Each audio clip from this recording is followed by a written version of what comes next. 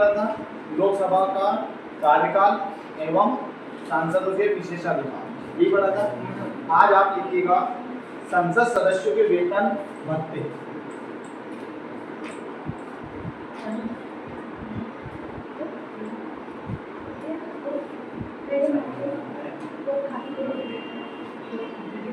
संसद सदस्यों के वेतन भत्ते तथा पेंशन।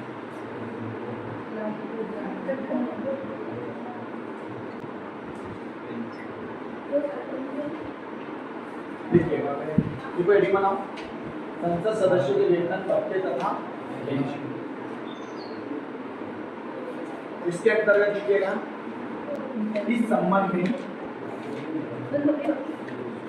संबंध में अनुच्छेद 106, इस संबंध में अनुच्छेद 106 में कहा गया है कि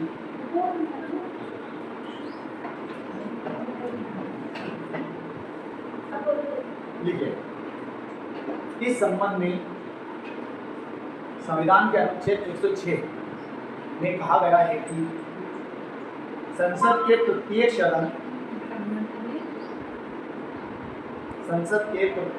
के सदस्य ऐसे वेतन भत्ते प्राप्त करने के कहा गया है कि संसद के प्रत्येक सदन के सदस्य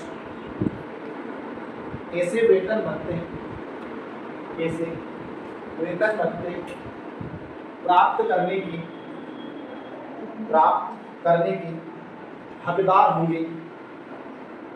हकदार होंगे जिन्हें संसद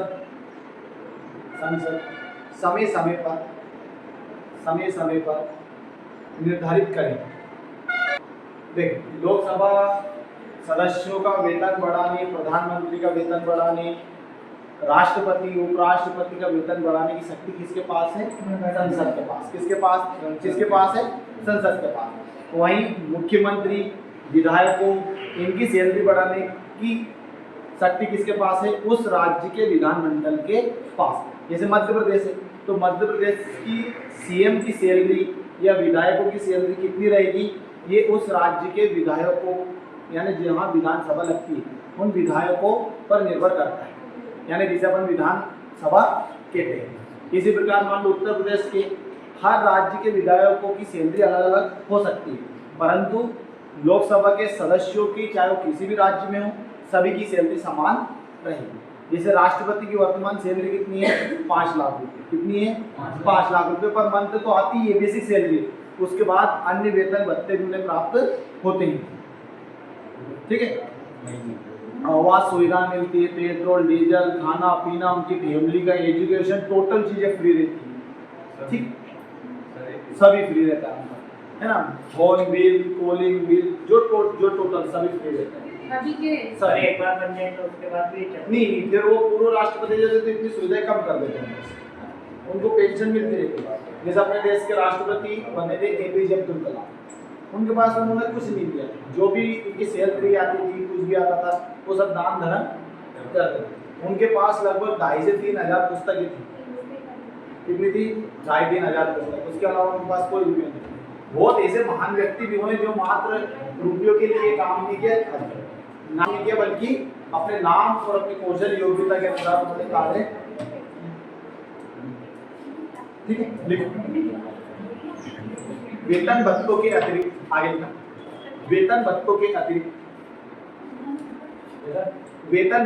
अतिरिक्त इन्हें अन्य अनेक सुविधाएं के अतिरिक्त इन्हें अन्य अनेक सुविधाएं भी प्राप्त होती है तथा समय समय पर वेतन भत्ते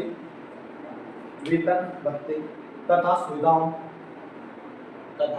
सुविधाओं में वृद्धि होती रहती है। सुविधा क्या है? में वृद्धि होती रहती है, सुविधाओं में वृद्धि होती रहती है। अब लिखिएगा लोकसभा के पदाधिकारी, अध्यक्ष तथा उपाध्यक्ष।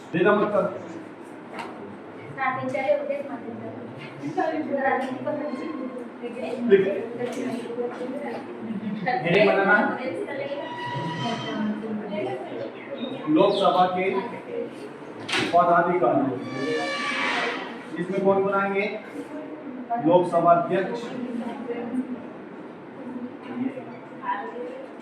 एवं उपाध्यक्ष। चलो आज में देख यहाँ थोड़ा सा समान अपने जो संसद है उसके दो सदन है, लोकसभा और राज्यसभा। आप सभी को याद है कि इसमें कितने सदस्य हैं? 245। इसमें कितने हैं? 545। तो जिस प्रकार किसी भी टीम को लीडर यानी लीड करने के लिए कैप्टन की जरूरत होती है, एक उप कप्तान की जरूरत होती है, रहता है कि नहीं रहता है? इसी प्रकार जिन 545 सदस्यों को लीड करने के लिए या उनका एक कप्तान बनाते हैं, तो उस कप्तान को अपन यहाँ कहते हैं सभापति। क्या कहते हैं? सभापति। और वो सभापति कौन बनता है? राज्यसभा में उपराष्ट्रपति। कौन बनता है? उपराष्ट्रपति। तो आप सभी को याद है उपराष्ट्रपति का इलेक्शन होता है, इसमें से एक वाइस कैप्टन भी होता है जिसे उप सभापति कहते हैं। परंतु जिस प्रकार उपराष्ट्रपति का इलेक्शन होता है ऐसा उप सभापति का नहीं होता है। उप सभापति को इन 545 सदस्यों में से एक को चुना जाता है। आया समझ? इसी प्रकार यहाँ पर इन 545 सदस्यों में से एक सदस्य को किसके रूप में चुनते हैं? अध्यक्ष के। किसके रूप में? अध्यक्ष।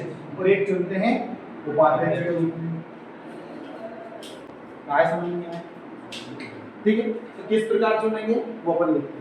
तो लिखिएगा संविधान के अनुच्छेद 93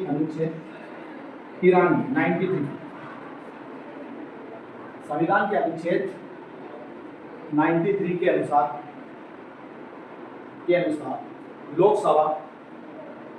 लोकसभा स्वयं में से ही अपने अध्यक्ष को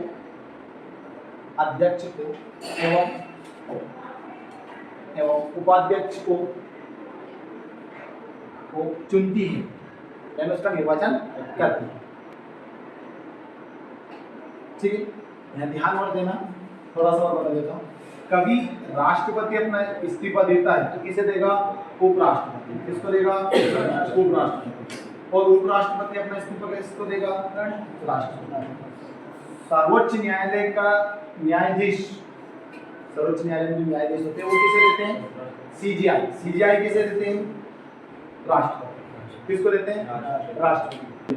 सब जगह आपको याद है एक कप्तान होता है, जैसे किसी भी स्कूल को चलाने के लिए सभी टीचर होते हैं, परंतु एक रूम में कौन होता है? प्रिंसिपल रहते हैं कि नहीं रहते हैं?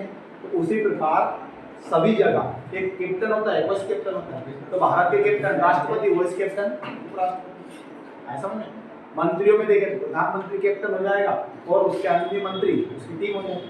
ऐसा समझ में नहीं आया? ठीक, ऐसे मध्य प्रदेश में सीएम कौन होता है? कैप्टन, और उसके मंत्री उसकी टीम, है ना? ऐसे एक राज्यपाल रहता है। ये सब चलते हैं। क्यों? क्योंकि एक लीडर की जरूरत होती है कि नहीं होती? किसी भी आंदोलन को संचालित करने के लिए एक लीडर की जरूरत होती है। तो संविधान में ऐसा कर दिया गया महिलाओं को मतलब ईटेम में आरक्षण दिया। पहले क्या था? महिलाओं को आरक्षण मिला कहाँ में? एक तो लोकसभा में, राज्यसभा में और विधानसभा। पंचायतों में थे।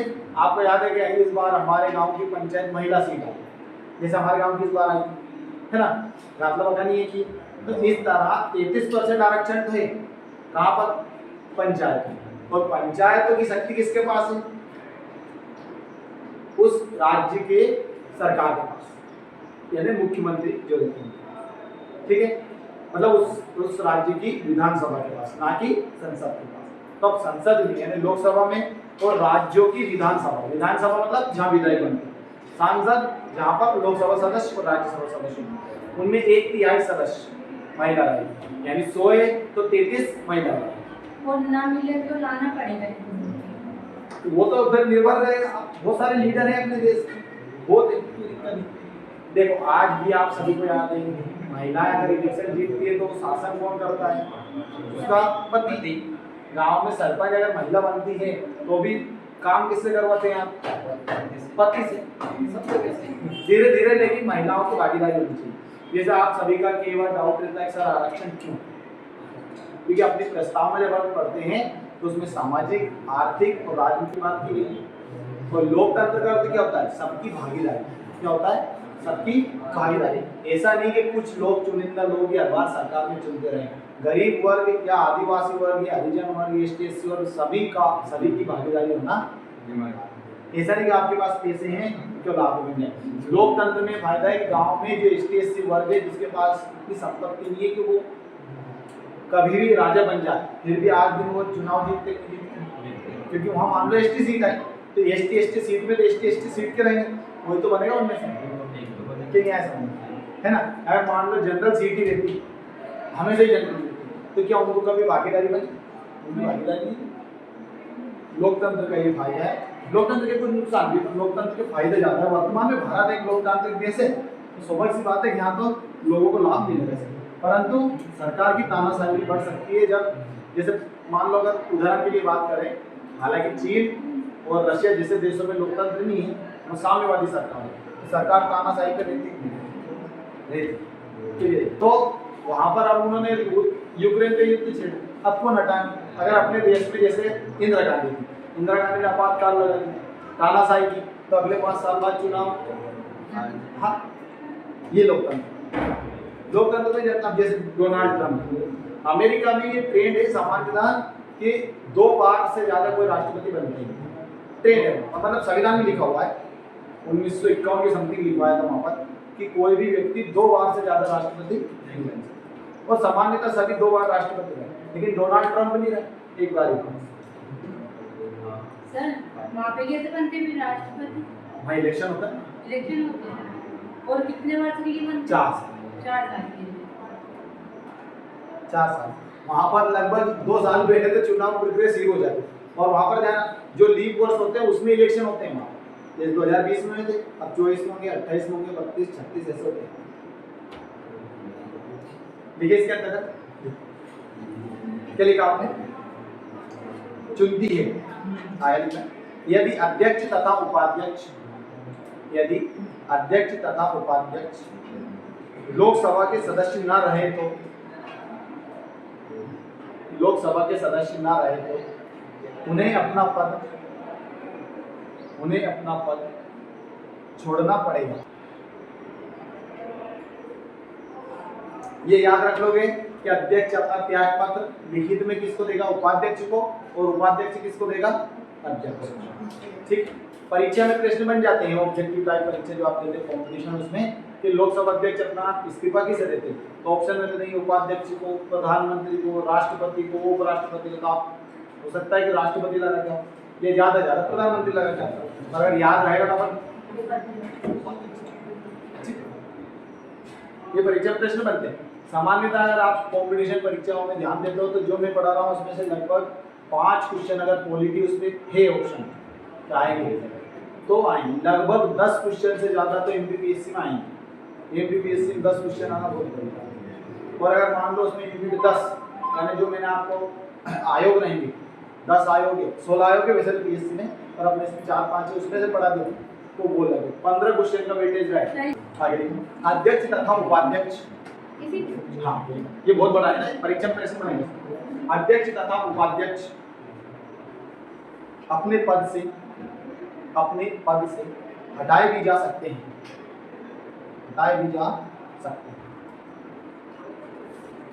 नीचे क्लास लिखिए। यदि लोकसभा के तत्कालीन सदस्यों की बहुमत से इस आशय का एक प्रस्ताव पास हो जाए, परंतु इस प्रकार का कोई प्रस्ताव लोकसभा में लोकसभा में तभी पेश हो सकेगा, तभी पेश हो सकेगा, पेश हो सकेगा जब इस प्रस्ताव की सूचना, इस प्रस्ताव की सूचना कम से कम 14 दिन पहले, 14 दिन पहले लोकसभा, 14 दिन पहले अध्यक्ष एवं उपाध्यक्ष को दी गई हो। देखो दो प्रोसेस है इसमें, ध्यान रखें। पहले तो कोई प्रस्ताव ला रहे हैं, ये उपाध्यक्ष और अध्यक्ष को बताना होगा। क्या करना होगा? बताना होगा। उसके लिए बहुमत की जरूरत होती है। बहुमत का आप जानते ना, आधे से बहुमत जब भी कहें तो आधे से, यानी साधारण बहुमत, जनरल है। सर इसको उपाध्यक्ष कौन, प्रधानमंत्री होते हैं? लोकसभा नहीं होता, सदन का नेता होता है। क्या होता है वो? सदन का नेता। और जो विपक्षी दल होता है उसे बोलते हैं प्रतिपक्ष या विपक्ष का नेता। प्रधानमंत्री किसका अध्यक्ष होता है? वो अध्यक्ष भी तो होता है। नीति आयोग। नीति आयोग बहुत सारी कमेटियों का अध्यक्ष होता है, बहुत सारी कमेटी। लोकसभा का अध्यक्ष नहीं होता। लोकसभा का अध्यक्ष अलग से चुनते हैं। आगे लिखना। एक और बात ध्यान रखना, यदि मान लो लोकसभा का अध्यक्ष है, तो लोकसभा का अध्यक्ष बना तो स्वाभाविक सी बात है वो लोकसभा का सदस्य है कि नहीं? अगर लोकसभा पहले ही भंग हो जाए, यानी उदाहरण के लिए मान लिया अपन कि 2024 में इलेक्शन हुए और खत्म कब होनी थी? 2029 में, 5 साल हो गए। परंतु ये 2027 में सरकार गिर गई, यानी लोकसभा भंग हो गई, तो क्या अध्यक्ष भी अपना पद छोड़ देगा? तो नहीं छोड़ेगा। ध्यान रखना, कब तक नहीं छोड़ेगा? जब तक नए इलेक्शन नहीं हो जाए और नए इलेक्शन की पहली बैठक नहीं हो जाए, तब तक अध्यक्ष अपना पद नहीं छोड़ेगा। जैसे एक उदाहरण दे रहा हूं, 2014 से पहले किसकी सरकार थी केंद्र में? कांग्रेस की। स्वाभाविक बात है। तो ये बताइए, इसको अपन साधारण बहुमत से चुनते हैं इनको, तो उस समय साधारण बहुमत किसके पास था? कांग्रेस के पास। तो अध्यक्ष भी किसका था? कांग्रेस का। ठीक है। जैसे 2014 को सरकार नहीं बनी, तब तक पहली बैठक नहीं हुई, तब तक वो कांग्रेस का जो अध्यक्ष था, अध्यक्ष किसी भी पार्टी का नहीं रहता है, ध्यान रखना है। किसी भी पार्टी का फिर अध्यक्ष नहीं रहता, वो संवैधानिक पद पर हो जाता है। जिस प्रकार राष्ट्रपति को चुनने में किसकी भागीदारी होती है? लोकसभा राज्यसभा के सदस्यों की होती कि होती? तो लोकसभा में सीटें किसके पास ज्यादा रहती है? जो सरकार में है। स्वाभाविक सी बात है ना। तो जीतने की संभावना किसकी रहेगी? जो सरकार में पार्टी है, सत्ता में जो पार्टी है ना, सत्ता में जो सरकार है, उसी दल से जो खड़े करेंगे। जैसे द्रौपदी मुर्मू को खड़ा किया तो द्रौपदी मुर्मू जीती कि नहीं? स्वाभाविक सी बात है ना। हाँ। तो अब ये जो राष्ट्रपति है वो संवैधानिक पद पर है। अब वो किसी पार्टी विशेष का नहीं रहा, वो किसका रहा? देश का, यानी राज्य का प्रमुख बन चुका। परंतु फिर भी बायसनेस तो रहेगी, क्योंकि सरकार राष्ट्रपति को हटा भी सकती है। वो हटाएंगे लोकसभा के सदस्य और राज्यसभा के सदस्य। वो कुछ काम करेगा गलत जो भी हटाएंगे उसे। संविधान का यदि उल्लंघन करता है तो उसको पद से हटाएंगे। और ये सरकार कैसे गिर जाती है बीच में? उस दिन बताया था वो बोर्ड का रिप्ले हाँ, वही 2014 में यहाँ पर कांग्रेस की जो पार्टी से अध्यक्ष चुना था वो था 2014 से पहले। फिर 2014 को पहली बैठक हुई, मोदी जी ने शपथ ली, मोदी जी सदन में गए। उस दिन फिर नए अध्यक्ष का क्या होगा? इलेक्शन। अब इलेक्शन में अब इस बार पार्टी सत्ता में कौन है? बीजेपी। कौन है? बीजेपी। तो बीजेपी की एक सदस्य को खड़ा करें, जैसे ओम बिरला है। ओम बिरला के लिए वर्तमान में तो ओम बिरला किस पार्टी से चुनाव जीते? बीजेपी से। स्वाभाविक सी बात है, ठीक है ना। परंतु वो संवैधानिक पद था और इनको वोट देने का अधिकार सामान्यता नहीं, लेकिन अगर मत बराबर हो, यानी जैसे दोनों को 50-50 मिले, तब लोकसभा अध्यक्ष अपना वोट किसी भी पार्टी को दे सकता है। किसी भी पार्टी को, यानी किसी भी पक्ष में, पार्टी नहीं कहेंगे, किसी भी पक्ष में, या तो हमें या ना, और जो ये वोट डाला उसके लिए आप वोट नहीं दे सकते। जैसे होता है, दो पार्टी आपकी बनी, आप बराबर, मैं बचा, कौन बचा? मैं बचा। अब आपको पता चल जाएगा नहीं चल जाएगा, मैं जिसको वोट दूंगा वो जीत जाएगा, क्योंकि जिसको मैंने वोट दिया वो जीत जाएगा। अगर आपको ध्यान रखोगे ना, देखो सामने उसको वोट दिया है, चलो प्रिंसिपल सर के पास, ऐसे मैंने आप कहाँ नहीं जा सकते, वोट ठीक ना। यदि लोकसभा भंग कर दिया गया हो तो अध्यक्ष लोकसभा को भंग होने के बाद और नवीन लोकसभा की प्रथम बैठक के ठीक पहले तक अपने पद को खाली नहीं करेगा।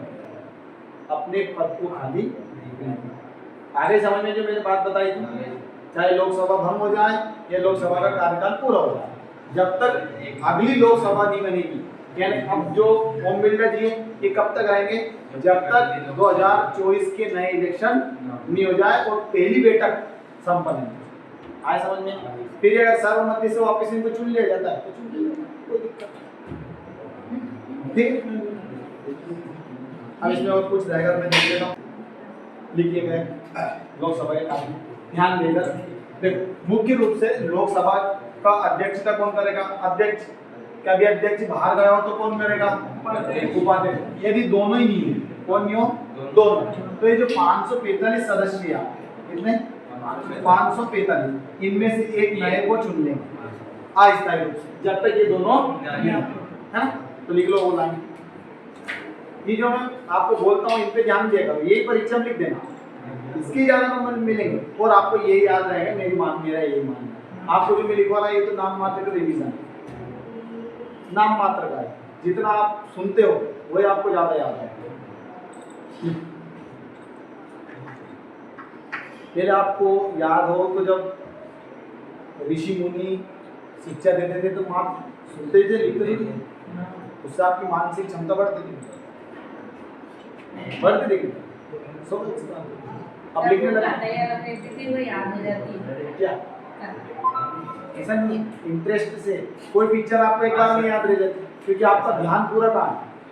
तो सर ऐसे पहले की वो शिक्षा देती थी, कितनी अच्छे से होती थी, पता नहीं ऐसा कुछ भी नहीं है। पहले सीखने की एक उमंग थी, हमारे टाइम पे भी सीखे हम, आपके टाइम पे मात्र आप पास होने के उद्देश्य से पढ़ रहे। किसके उद्देश्य से? पास और डिग्री इकट्ठी करना है, ये उद्देश्य। क्या करेंगे? डिग्री इकट्ठी करेंगे। मान लो उदाहरण के लिए कोई गांव में देखो भांति के लोग हैं, यहाँ भी भांति के अपन सब अलग अलग, बहुत सारों का मानना है पैसे कमाओ, चाहे किसी से बेईमानी करो।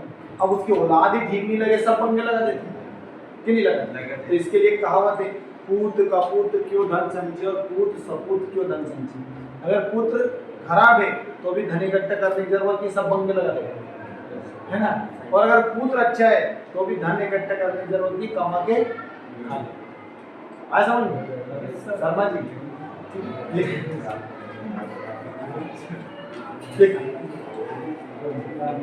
यदि अध्यक्ष और उपाध्यक्ष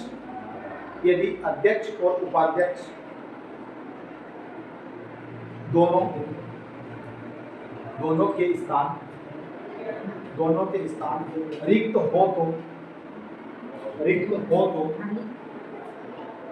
तो अध्यक्ष के कार्य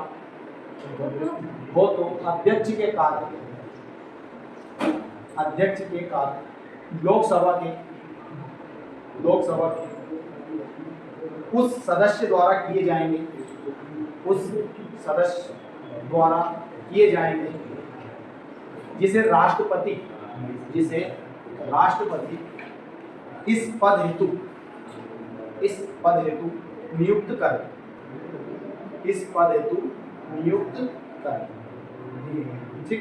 अब यहाँ मेरे से गलती हो गई थी, पर आपको ध्यान नहीं है, देखो मैंने अभी थोड़ी देर पहले क्या बताया था, अगर अध्यक्ष ना हो उपाध्यक्ष ना हो तो 545 में बोला था, परंतु उसे नियुक्त कौन करेगा? राष्ट्रपति। परंतु इनमें से 545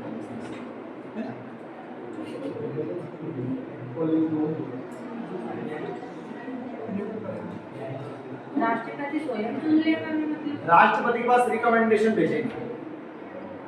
मतलब जैसे मान लो उदाहरण के लिए मैं आप में से मॉनिटर किसे बनाऊंगा, जो डेली आ रहा है, पढ़ने में अच्छा है, तो ऐसा मैं आपकी रिकमेंडेशन भेजूंगा प्रिंसिपल सर के पास, फिर वो चुन के नहीं देंगे, है ना? अब अपन कल लिखेंगे अध्यक्ष के कार्य और शक्तियां, बहुत इंपॉर्टेंट है, परीक्षा में डायरेक्ट प्रश्न आएगा। सर जैसे 545 की हो गए थे इसमें से कोई तो कार्यपद पे नहीं रहता होगा, हर कोई कार्य तो जो कार्यपद पे नहीं रहता हो, कभी किसी ने मतलब कोई कार्य भी नहीं किया, मतलब हाँ। उसे अभी तक वो नहीं मिला, हाँ। तो उसकी सैलरी तो नहीं बनती होगी ना? मतलब बनेगी ना, सैलरी मिलती है, इन 545 लोगों को कार्य करे या न करे इनकी सैलरी चालू रहती है। तो रहती है इनकी चालू रहती है, और एक दिन के लिए भी अगर बन जाते हैं, एक दिन के लिए भी पूरे जीवन भर में, तो भी उनकी सैलरी मिलती है, परंतु आज जैसे अगर पेंशन जीवन के- भर में कुछ भी न बने और सदस्य है तो सैलरी चालू रहेगी। हाँ, जैसे अपने रोड बनना अगर ठेका बनते हैं, कुछ भी बस सांसद है, सदस्य है लोकसभा, बस जिसमें ही मिलती और क्या, भी तो काम है वो पद है ना एक, मेरे को भी बता सकती मेहनत बिना कुछ भी नहीं मिलता। कल लिखेंगे अपन लोकसभा अध्यक्ष की शक्ति एवं कार्य। आज के लिए इतना ही है, बहुत बहुत धन्यवाद।